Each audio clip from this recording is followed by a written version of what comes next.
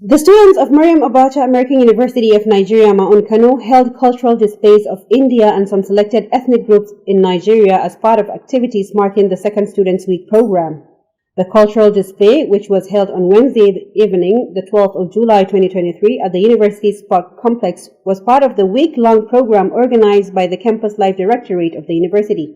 Among the cultural displays presented by the students include cultural dances, Shantu performance and other lifestyles of Indian Hausas, Yoruba, Igbo, Kanuri, Fulani and Shua Arab. The Indian traditional anthem was also presented at the occasion in honor of the president of the university, Professor Dr. Muhammad Israr, who is an Indian by nationality. The display, which excited spectators, was aimed at promoting unity among students as well as showcasing the rich culture of various ethnic groups of the country.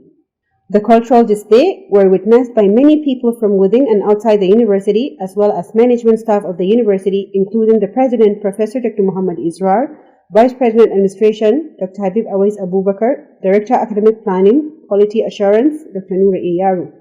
Others were the Secretary General Association of Africa Private Universities AAPU, Dr. Abubakar Sadiq Haruna, Vice President Campus Life, Dr. Hamza Garba,